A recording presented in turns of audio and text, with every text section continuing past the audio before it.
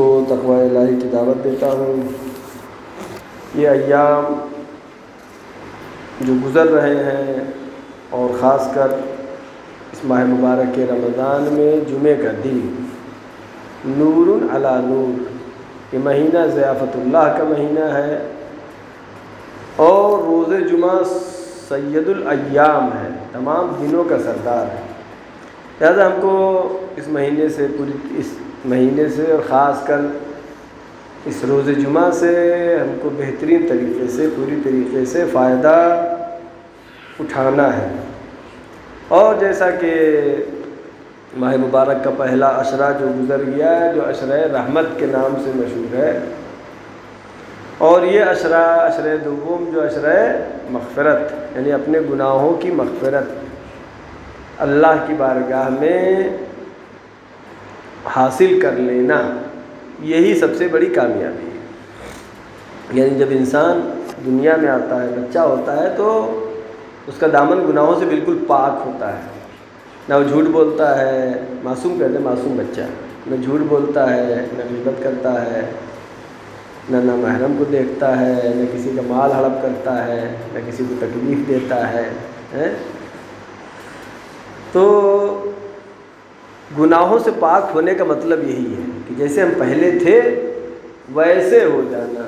پہلے ہمارا دل کتنا اچھا تھا، اب ہمارا دل کیسا ہے؟ پہلے کسی کو پریشان ہم دیکھتے تھے تو ہم فوراً اس کی مدد کے لیے آگے بڑھ جاتے تھے۔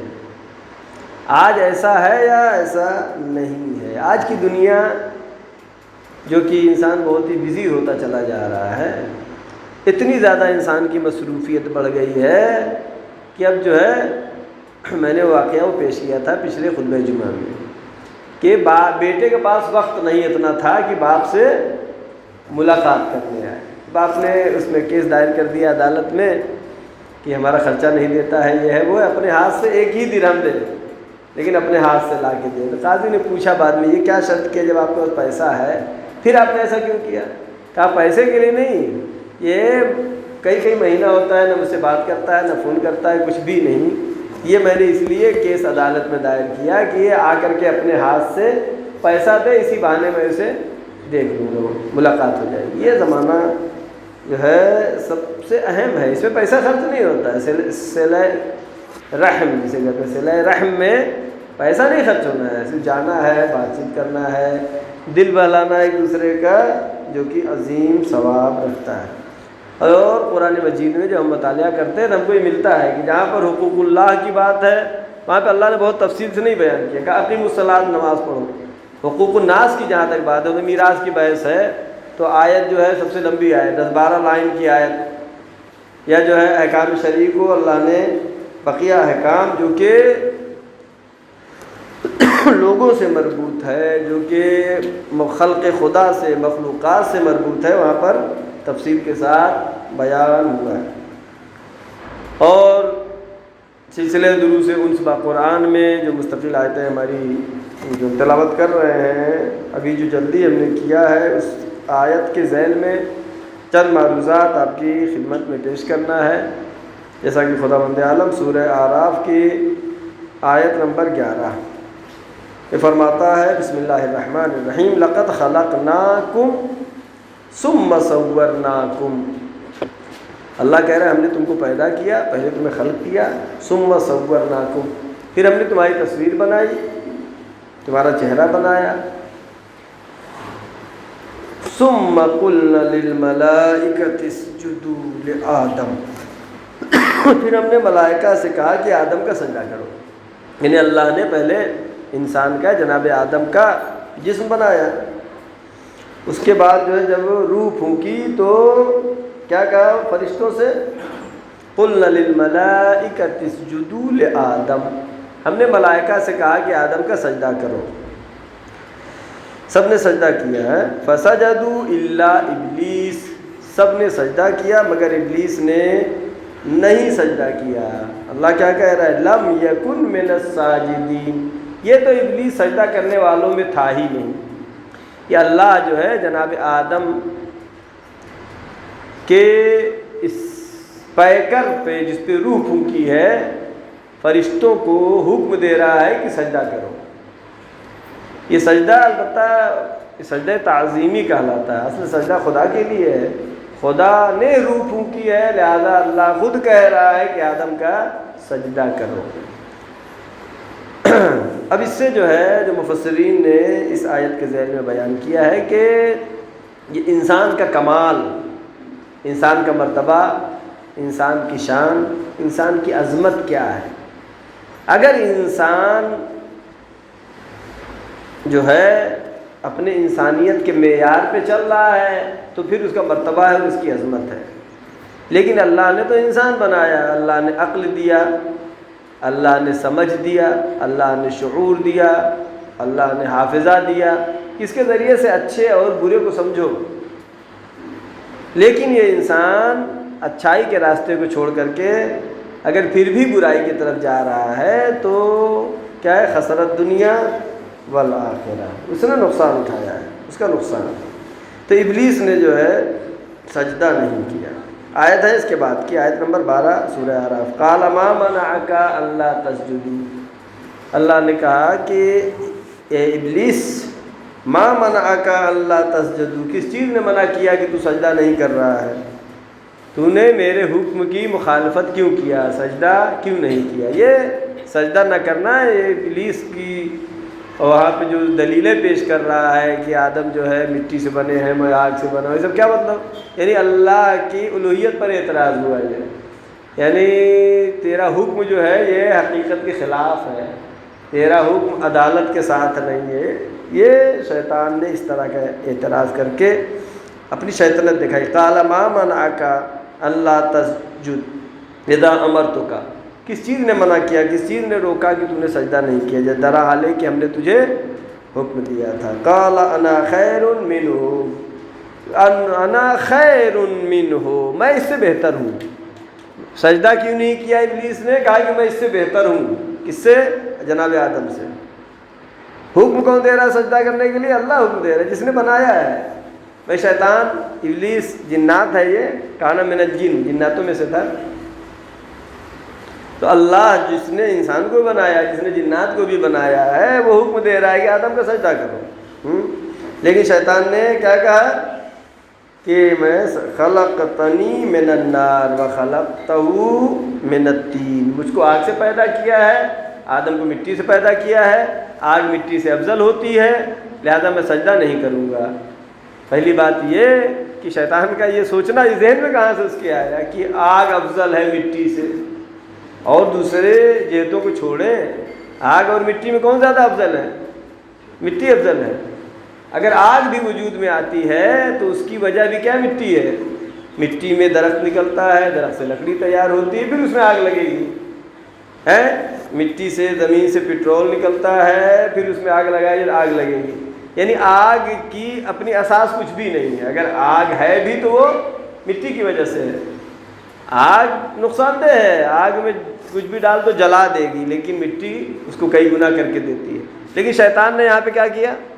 قیاس کیا، اور اس نے جو ہے اول من قاس وہو ابلیس، سب سے پہلے جس نے قیاس کیا وہ ابلیس ہے۔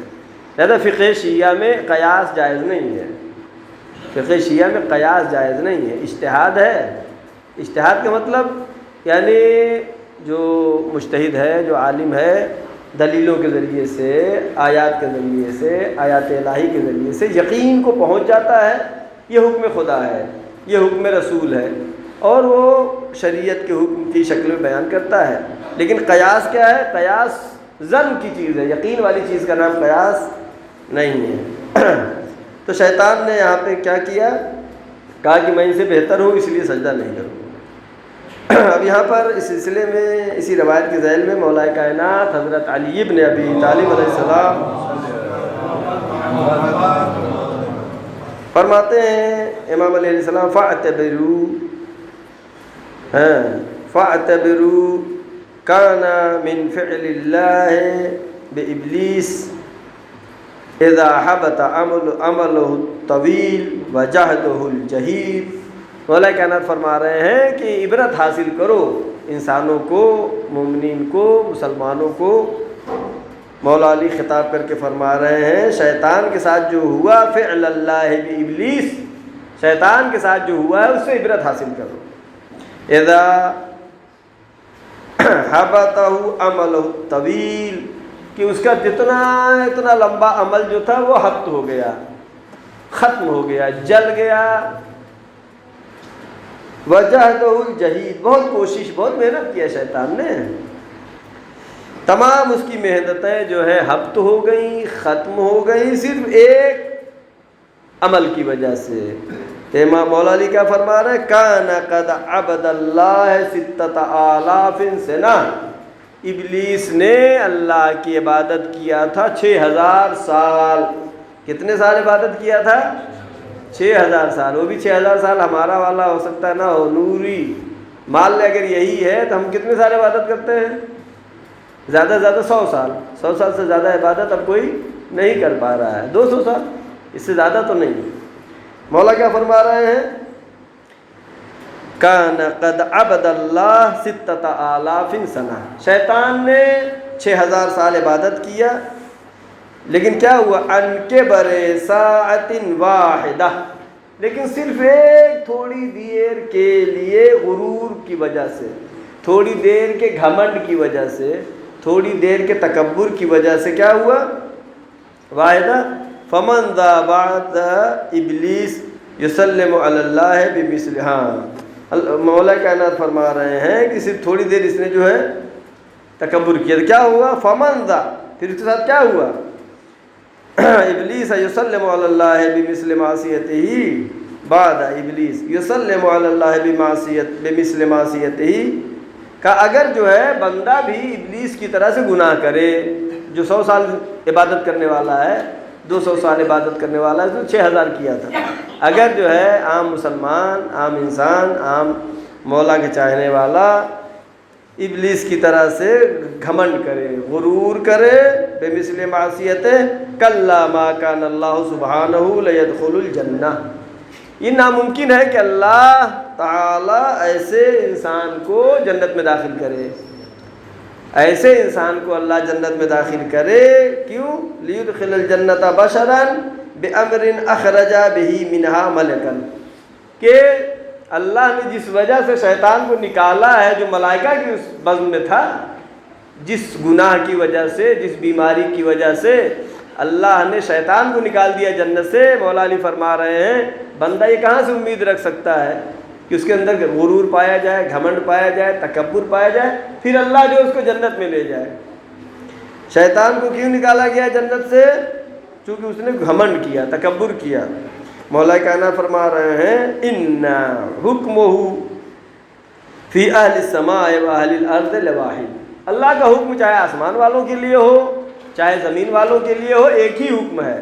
ایسا نہیں کہ اللہ نے آسمان والوں کے لیے الگ حکم کیا ہے اور زمین والوں کے لیے الگ حکم، نہیں، آسمان سے، بزم ملائکہ سے، جنت سے شیطان کو کیوں نکالا گیا؟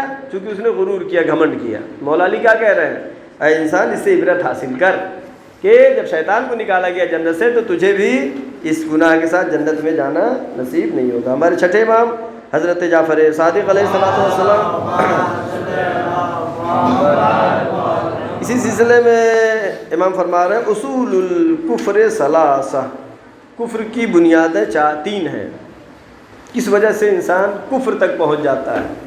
نمبر 1 الحرص، نمبر 2 والاستکبار والحسد، حرص یعنی لالچ ہونا، یہ چیز ہوگی اور ہو جائے، یہ ہو جائے اور ہو جائے، انسان کی تمنا پوری نہیں ہوتی ہے۔ حرص اور تکبر اور حسد۔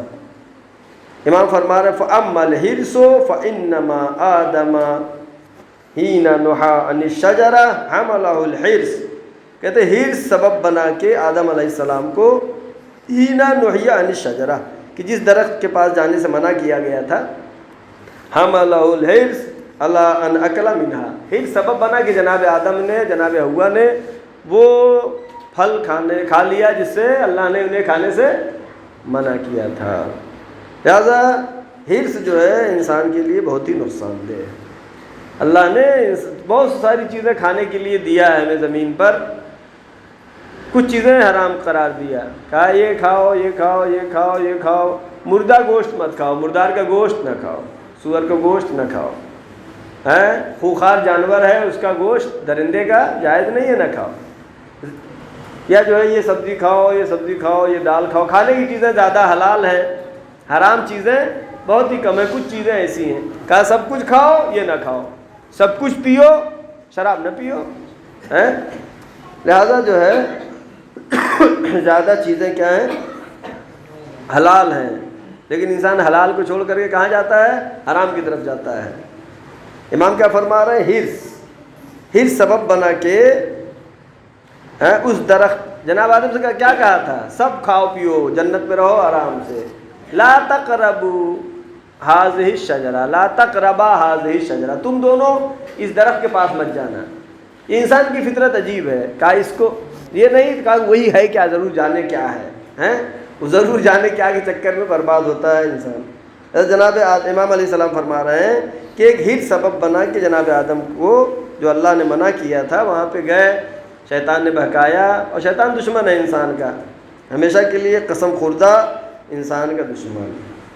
اور آگے امام علیہ السلام فرماتے ہیں وَأَمَّا الْإِسْتِكْبَارُ فَإِبْلِيسَ حَيْثُ أَمَرَ بِالسُّجُودِ لِآدَمَ فَأَبَىٰ، غرور اور گھمنڈ اور تکبر وہ چیز ہے کہ جس کی وجہ سے ابلیس کو اللہ نے حکم دیا تھا، فَأَبَىٰ، اس نے انکار کیا، سجدہ نہیں کیا۔ لہذا دو بیماریاں، کیا کیا ہو گئی؟ ہرس، دوسرے غرور۔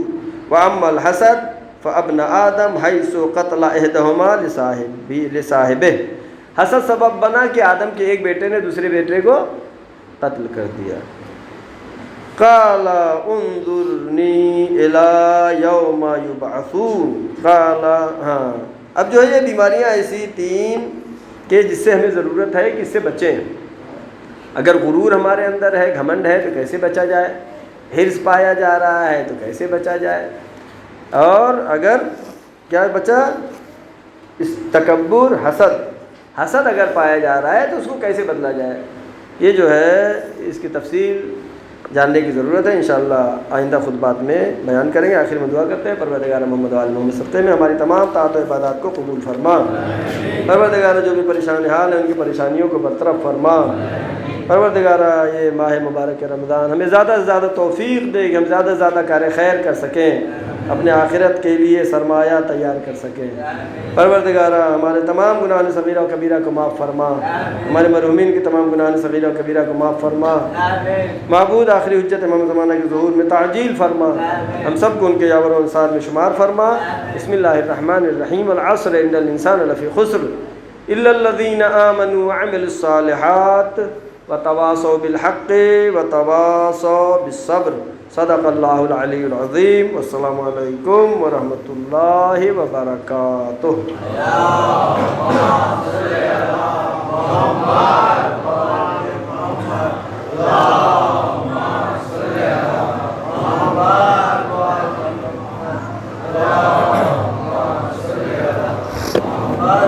السلام علیکم ورحمۃ اللہ وبرکاتہ۔ اعوذ باللہ من الشیطان الرجیم، بسم اللہ الرحمن الرحیم، الحمد للہ الذی لا الہ الا هو الحلیم الکریم، غافر الذنب وقابل التوب وهو الغفور الرحیم، سبحان من سبقت رحمته على غضبه وبسط اليدي بالرحمة، سبحان من لا يزداد الا جودا وكرما، نشهد ان لا اله الا الله وحده لا شريك له، ونشهد ان محمدا عبده ورسوله، ونشهد ان عليا امير المؤمنين ووصي رسول الله وخليفته بلا فصل،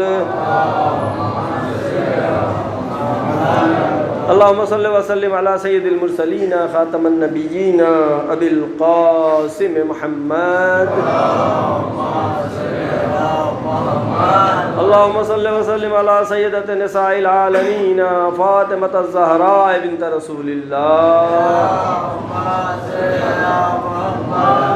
اللهم صل وسلم على قائد غر المحجلين امير المؤمنين علي بن ابي طالب، اللهم صل وسلم على الحسن المجتبى وعلى الحسين الشهيد بكربلاء، وعلى علي بن الحسين زين العابدين وعلى محمد بن علي باقر العلوم الأولين والآخرين وعلى جعفر بن محمد الصادق وعلى موسى بن جعفر الكاظم وعلى علي بن موسى الرضا وعلى محمد بن علي التقي وعلى علي بن محمد النقي وعلى حسن بن علي العسكري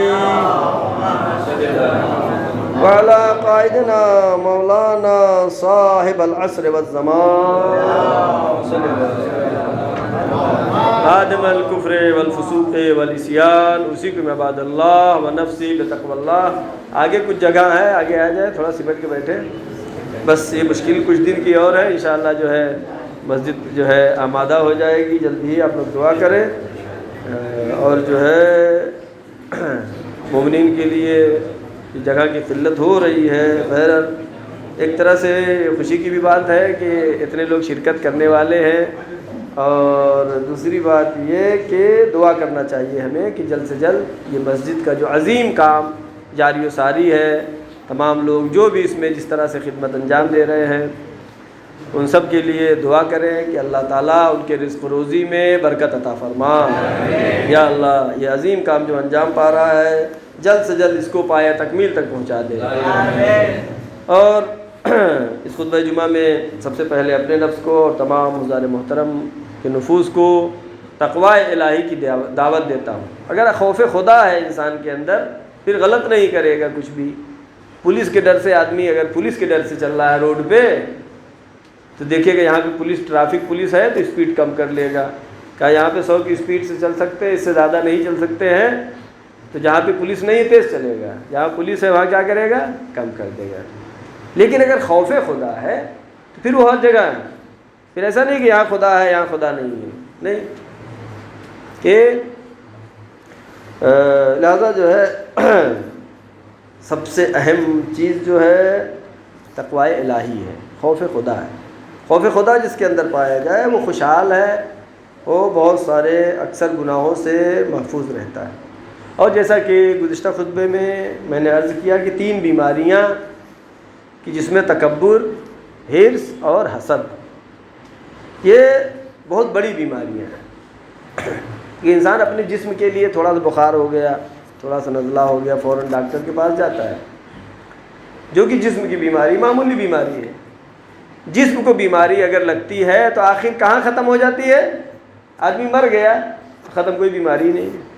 مر گیا تو جسم کی بیماری ختم ہو گئی. لیکن روح کی بیماری یہ مرنے سے بھی ختم نہیں ہوتی، چونکہ روح مرتی نہیں، روح نہیں مرتی ہے.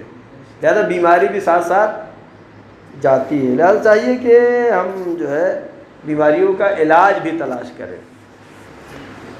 آج کوشش کریں گے ہم یہ تکبر، غرور اور گھمنڈ کیوں ہوتا ہے انسان کو، اس کا علاج کیا ہے، مختصر طور پر بیان کروں گا. تکبر کس وجہ سے ہوتا ہے؟ سب سے پہلا جو لوگ سمجھتے ہیں تکبر کا مطلب صرف پیسہ، کہ پیسہ ہو گیا اس لیے غرور ہو گیا. نہیں، پیسہ والا غرور زیادہ سخت نہیں ہے، اس میں کم لوگ شکار ہوتے ہیں.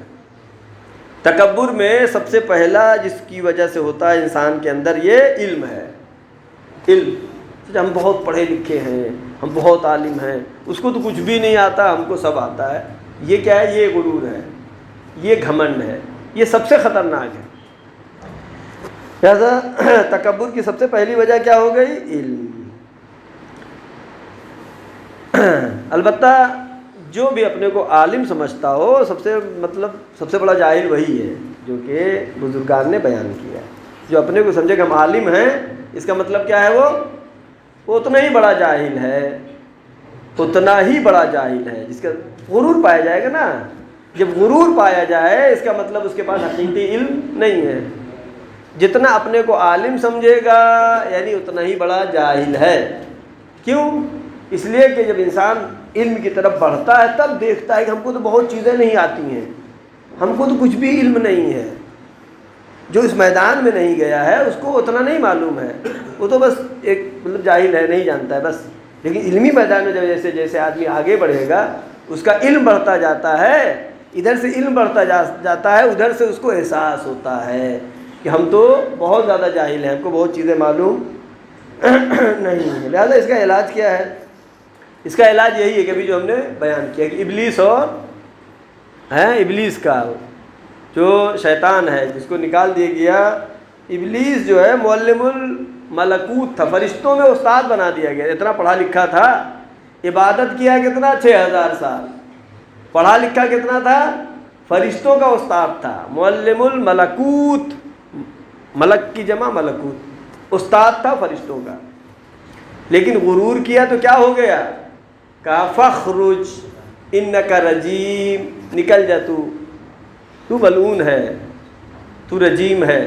اللہ نے نکال دیا.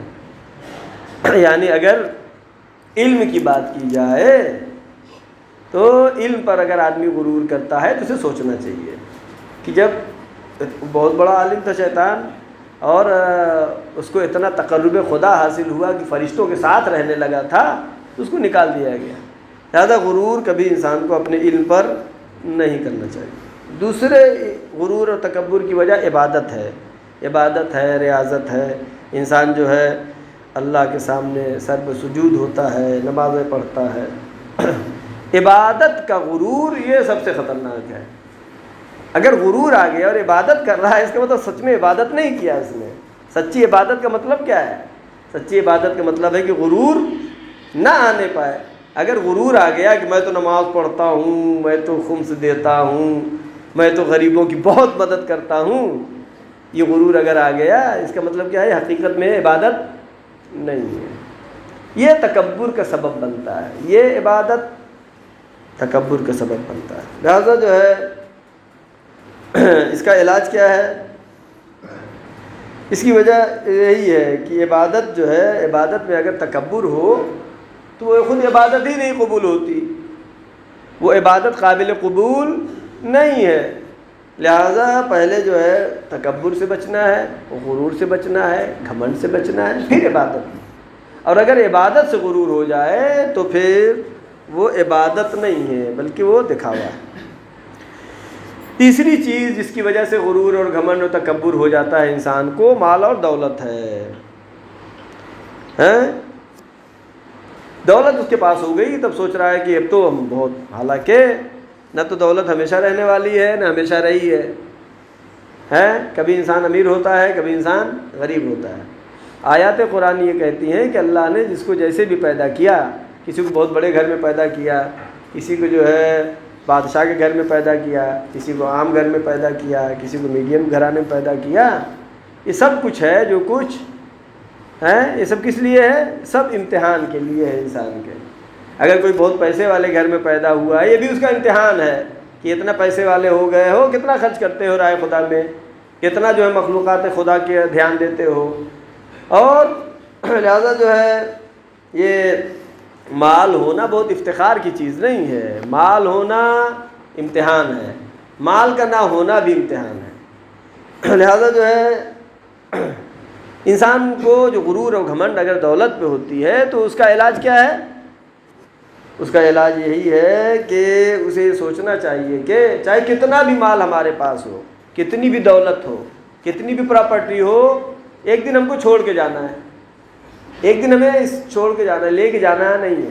جو ہم نے کھا لیا وہ تو ہمارا ہے، حلال کھایا، جو کھا لیا وہ تو ہمارا ہے، لیکن جو نہیں کھایا وہ ہمارا نہیں ہے. لہذا جو ہے مال و دولت کا غرور اگر ہے تو اس کی توڑ کیا ہے؟ یہ سوچنا چاہیے کہ یہ ہم لے کے جانے والے نہیں ہیں. اور چوتھی وجہ جو ہے غرور اور گھمنڈ کی جو ہے حسب و نسب ہے. کہتے ہیں ہم تو سید ہیں، ہم تو خان ہیں، ہم تو پٹھان ہیں، ہم بڑی ذات والے ہیں، یہ تو چھوٹی ذات والے ہیں. یہ حسب و نسب. حالانکہ اس میں غرور کی کیا چیز ہے بھائی؟ کچھ چیزیں ایسی جو ہمارے ہاتھ میں ہی نہیں ہے. بھائی دولت والے میں غرور کر رہا ہے، محنت کیا، کمایا، اس نے دولت حاصل کی. لیکن حسب و نسب میں کون سا انسان کا رول ہے؟ جس گھر میں سید گھر میں پیدا ہوا تو سید رہے گا. اس کا کیا رول ہے؟ اس کا کیا رول ہے اس میں؟ ہیں کسی گھر میں بھی پیدا ہو جائے تو اس میں کوئی رول انسان کا نہیں ہے، کمال نہیں ہے اس میں کوئی گھمنڈ کی چیز نہیں ہے، غرور کی. یا کوئی کہے کہ میں لمبا ہوں، اپنی لمبائی پہ کوئی گھمنڈ کرے، کوئی کہے اپنی ہے کہ ہم موٹے تگڑے ہیں اس پہ غرور کرے، کوئی کہے ہم گورے ہیں. یہ ہمارے ہاتھ کی چیزیں نہیں ہیں. اللہ نے جس کو جیسے بنایا ہے الگ الگ بنایا ہے. کیوں پیدا کیا اللہ نے؟ قرآن کے لیے تعارفوا، ہم نے تم کو وَخَلَقْنَاكُمْ شُعُوبًا وَقَبَائِلًا لِتَعَارَفُوا، ہم نے تم کو گروہ میں، الگ الگ قبیلوں میں، الگ الگ خاندانوں میں اس لیے پیدا کیا ہے لِتَعَارَفُوا، ایک دوسرے کو آسانی سے پہچان سکو. ان اکرمکم عند اللہ اتقاکم، تکریم، بلندی، عظمت کیا ہے؟ تقوی الہی ہے. ورنہ جو ہے نہ تو کالا ہونا، نہ لمبا ہونا، نہ تو ناٹا ہونا، نہ تو یہ کوئی فضیلت، یہ سب چیزیں نہیں ہیں، چونکہ ہمارے اختیار میں بھی نہیں. تو حسب و نسب پہ غرور اگر کر رہا ہے انسان تو اس کو سوچنا چاہیے کہ اس میں ہمارا کوئی کمال نہیں ہے. اللہ چاہتا تو ہم کو کہیں اور پیدا کر دیتا، افریقہ کے جنگل میں پیدا کر دیتا، تو اس میں ہمارا کون سا رول ہے؟ اور پانچواں جو ہے تکبر کی وجہ منصب ہے، عہدہ مل جانا، پاور مل جانا ہے، کوئی بہت اچھی جاب مل جانا، سروس مل جانا. اس پہ اگر انسان غرور کرتا ہے، گھمنڈ کرتا ہے، یہ بھی ایک وجہ میں سے ہے کہ پاورفل ہو گیا وہ. اب جو ہے وہی دوست جو کل دوست تھا، اب اس کے آفس میں گیا کام کے لیے، تو اب لہجہ بدلا ہوا ہے، لہجہ بدلا ہوا ہے، انداز گفتگو بدلا ہوا. غرور، گھمنڈ کس چیز پر؟ اپنے عہدے پر. ذرا حال ہے کہ ساتھ میں پلے، ساتھ میں بڑھے، ساتھ میں کھیلے، لیکن اب منصب پانے کے بعد اس کا توڑ کیا ہے؟ اس غرور سے بچنے کے لیے آسان ہے کہ سوچے کہ جو ہمیں آج عہدہ ملا ہے کل ہو سکتا ہے نہ رہے، آج ہماری حکومت ہے کل ہو سکتا ہے ہماری حکومت نہ رہے، آج جنتا نے ہم کو ووٹ دے دیا، ہماری سرکار بن گئی، کل ہو سکتا ہے نہ رہے. اگر انسان یہ سوچے گا تو پھر غرور کبھی اپنے عہدے پر نہیں کرے گا. اور غرور کی چھٹی وجہ جو بیان ہوئی ہے کامیابی و کامرانی ہے، کہ ہے ہر مرحلے میں کامیاب ہو رہا ہے. وہ ایگزام دیا، فرسٹ ڈویژن، ٹاپ ہے، سروس کے لیے درخواست دیا، قبول ہو گئی، مل گئی. کوئی کام کرنا چاہ رہا ہے، ہاتھ لگایا، کام فوراً ہو گیا. کامیابی و کامرانی بار بار حاصل ہونا یہ سبب بن جاتا ہے کہ انسان غرور میں مبتلا ہو جاتا ہے. لہٰذا کبھی کبھی شکست جو انسان کو ملتی ہے یہ بہت بڑی نعمت ہے. یہ ہار ہو جانا، کسی کام میں ناکام ہو جانا، یہ اللہ کی طرف سے بہت بڑی نعمت ہے. ورنہ جو انسان ہمیشہ کامیاب ہوتا رہے گا وہ نزدیک ہے کس چیز سے؟ کہ غرور میں پڑ جائے، گھمنڈ میں پڑ جائے. انسان کو اپنے کامیابی میں یہ سوچنا چاہیے کہ جو کچھ بھی ہے یہ ہمیشہ نہیں ہے. جسے وہ کامیابی سمجھ رہا ہے اور یہ چیز ہمیشہ باقی رہنے والی بھی نہیں ہے، یہ عہدہ جو ملا ہے بھی ہمیشہ ملنے والا نہیں ہے. ساتویں چیز جو کہ سبب بنتا ہے انسان کے غرور اور گھمنڈ کا وہ حسن و جمال ہے، خوبصورت ہونا. حالانکہ یہ بھی انسان، پہلی بات جو پہلے میں نے ذکر کیا کہ یہ انسان کے اختیار میں بھی نہیں ہے. یہ اللہ چاہتا تو کسی طرح سے بنا دیتا ہے، ہو سکتا ہے بندر کی شکل کا بنا دیتا ہے. لہذا خدا کا لاکھ لاکھ شکر ادا کرنا چاہیے جو اپنے حسن و جمال پر اگر غرور کرتا ہے. یہاں پہ بزرگان نے بہت ساری توضیحات لکھی ہے لیکن وقت نہیں ہے. بس اتنا اگر انسان سوچے تو اس پہ غرور نہیں کرے گا، اپنے حسن پر غرور نہیں کرے گا، اپنی خوبصورتی پہ غرور نہیں کرے گا. کب؟ جب یہ سوچے کہ ہمارا آغاز کیا ہے؟ نجس نطفے سے پیدا ہوا، گندے پانی سے انسان پیدا ہوا ہے، اور پھر انجام کیا ہے اس کا؟ انجام بھی ایسے ہی ہے کہ مر گئے، جب لاش ٹھنڈی ہو گئی. اب اگر چھوا کسی نے تو اس کو غسل کرنا پڑے گا. کون سا غسل؟ غسل مس میت. اگر مردے کو چھو دیا آپ نے، ٹھنڈا ہو چکا، تب گرم ہو تو نہیں واجب ہے غسل. جب ٹھنڈا ہو گیا تو اب کیا ہو گیا؟ اب اتنا نجس ہے وہ کہ آپ کو چھونے کے بعد کیا کرنا ہے؟ غسل مس میت. لہٰذا جو ہے انسان اگر اپنے حسن و جمال پر، خوبصورتی پر گھمنڈ کرتا ہے تو اس کو سوچنا چاہیے کہ ہمارے تو سب خوبصورتیاں نہیں ہیں، ہماری ابتدا بھی ویسی ہے نجس، انتہا بھی کیا ہے؟ نجس ہے۔ اس کے علاوہ کتنی نجاسات، کتنی گندگیاں انسان کے جسم سے نکلتی ہیں، اگر انسان اس پہ غور کرے تو کبھی بھی اپنے حسن پر کبھی بھی تکبر نہیں کرے گا۔ وقت کم ہے، بہرحال کچھ مناسبات جو کہ آ رہی ہیں۔ 19 کو شب قدر جو کہ عظیم شب ہے، اس شب سے پوری طریقے سے فائدہ اٹھانا چاہیے، مغفرت حاصل کرنا ان 3 شبوں میں 19، 21 اور 23 ماہ مبارک رمضان، یہ 3 موقع ہم کو ملے ہیں، لہٰذا انشاءاللہ شب قدر سے پوری طرح سے فائدہ اٹھائیں گے۔ اور شب قدر کے بارے میں ائمہ معصومین علیہ السلام کے یہاں اہل بیت کے گھرانے میں یہ تھا کہ بچوں کو پہلے دن میں ہی سلا دیا جاتا تھا تاکہ رات میں جگ سکے، شب قدر سے سونے نہ پائیں، پانی چھڑک کر کے بار بار منہ دھلا کر کے۔ شب قدر میں شب احیاء کہلاتا، شب احیاء یعنی جاگنا، خود جاگنا بھی اس میں عبادت ہے، جاگ کے عبادت میں گزارنا اور عبادت ہے۔ اور ان مناسبات میں ولادت باسعادت امام دوم حضرت امام حسن علیہ السلام،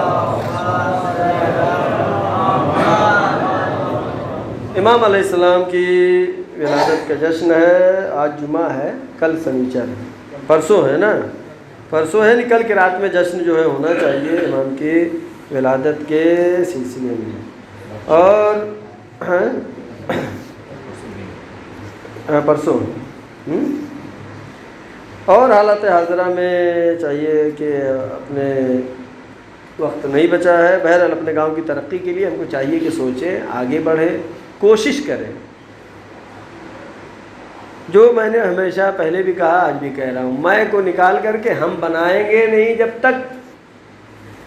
تک کامیابی نہیں ہو سکتی۔ آیت قرآنی یہ کہہ رہی ہے کہ کسی بھی قوم کی حالت بدل نہیں سکتی جب تک وہ خود نہ بدلے۔